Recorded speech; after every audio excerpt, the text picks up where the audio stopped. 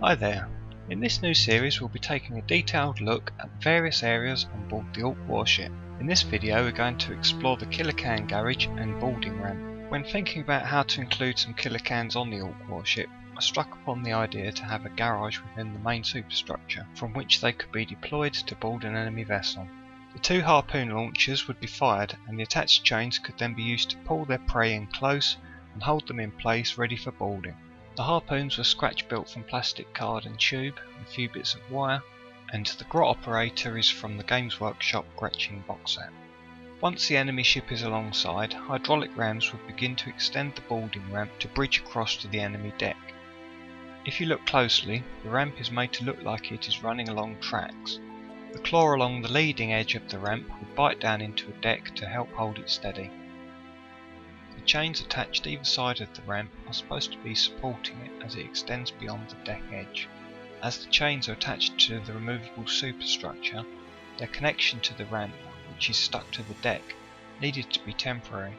Therefore they are simply held in place with tiny neodymium magnets, as demonstrated when you lift the superstructure off the deck. The Killa were good fun to build, with a large range of bits to choose from.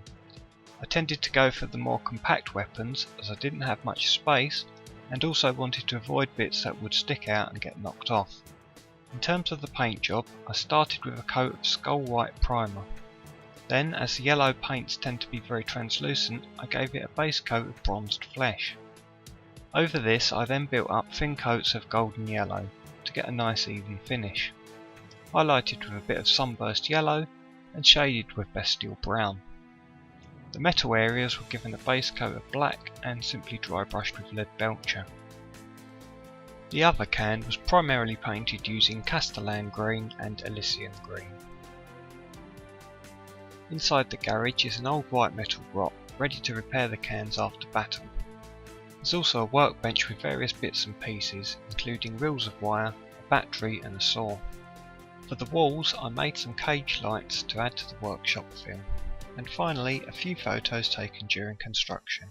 Here we have the unpainted ramp showing the various materials used, including normal and textured plastic card, brass wire and car body repair mesh. A shot here of the harpoon launcher prior to painting. An overhead shot of the garage showing a few details in the back which are sadly no longer really visible. And another one from the front showing the scene prior to painting. Well, that's all for this video. I hope you enjoyed it.